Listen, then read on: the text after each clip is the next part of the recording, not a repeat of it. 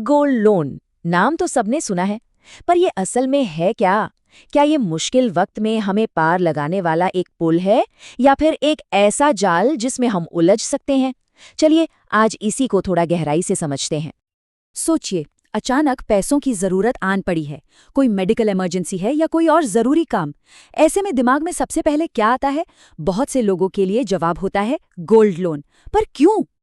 इसकी सबसे बड़ी वजह है रफ्तार। जी हाँ, स्पीड।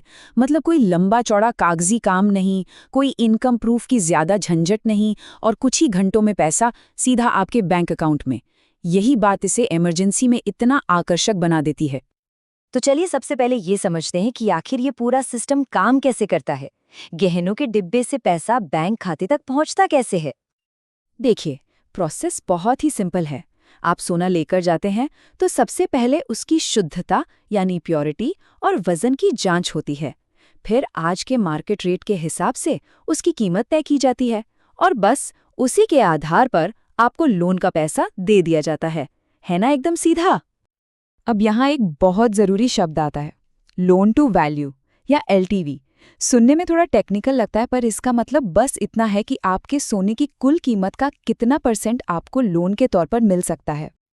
और ये नंबर, इसे तो बिल्कुल याद रखिए, 75%।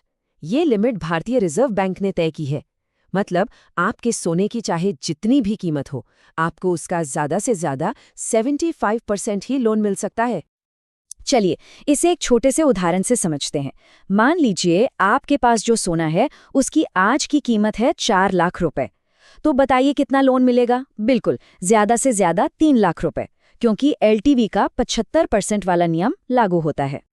ठीक है, लोन कैसे मिलता है ये तो समझ आ गया, पर अब आते हैं असली मुद्दे पर, यानी इस सुविधा की लागत क्या है? हमें असल में कितना पैसा चुकाना पड़ेगा?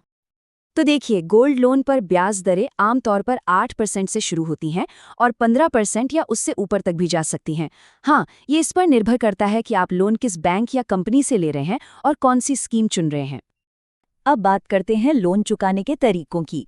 एक तो सीधा सादा तरीका है, हर महीने ईएमआई दीजिए जिसमें आपका मूलधन और ब्याज दोनों शामिल होता है। दूसरा तरीका थोड़ा अलग है, इसमें आप सिर्फ ब्याज चुकाते रहते हैं और आखिर में एक साथ पूरी मोटी रकम चुका देते हैं। पर हाँ, इस दूसरे ऑप्शन में बहुत ज्यादा अनुशासन की जरूरत पड़ती है। और यहीं से शुरू होता है हमारा सबसे जरूरी हिस्सा, नुकसान। यानी जब चीजें हमारे प्लान के हिसाब से नहीं चलती तो क्या होता है? ये मान लेना कि गोल्ड लोन में कोई जोखिम नहीं है, एक बहुत बड़ी गलती होगी। जितनी सुविधा है उतने ही असली इसके खतरे भी हैं। सबसे बड़ा खतरा, अगर लोन समय पर नहीं चुकाया गया तो लेंडर आपके सोने की नीलामी कर सकता है। जी हाँ, ऑक्शन।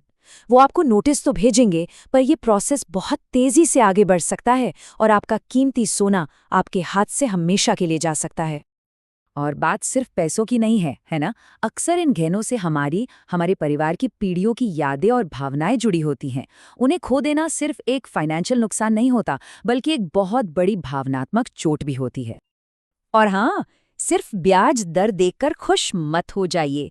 इसके अलावा भी कई छिपे हुए चार्ज होते हैं, जैसे कि प्रोसेसिंग फीस, वैल्यूएशन चार्ज, और अगर पेमेंट में देरी हुई तो पेनल्टी इंटरेस्ट अलग। ये सब मिलकर लोन की कुल लागत को काफी बढ़ा देते हैं। एक और रिस्क है जो मार्केट से जुड़ा है। सोचिए, अगर सोने के दाम अचानक बहुत नीचे गिर जाएं तो ऐसी हालत में लेंडर आपसे लोन का कुछ हिस्सा तुरंत चुकाने के लिए कह सकता है, ताकि एलटीवी रेशियो मेंटेन रहे। ये एक अचानक आया हुआ खर्चा बन सकता है। तो इन सब बातों से हमें क्या सीख मिलती है? इस टूल को समझदारी से कैसे इस्तेमाल किया जाए? देखिए, एक सीधा सा नियम बना लीजिए।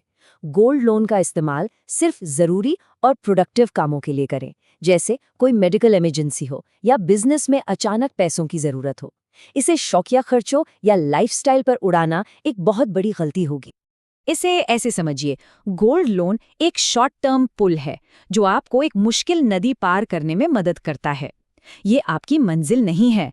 इसे बस एक किनारे से दूसरे किनारे तक पहुंचने के लिए इस्तेमाल करें और फिर आगे बढ़ें। इसे आदत न बनाएं।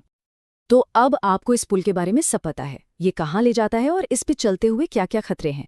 अब आखिरी सवाल ये है, क्या ये पुल किसी की अपनी वित्तीय यात्रा के लिए सही रास्ता है?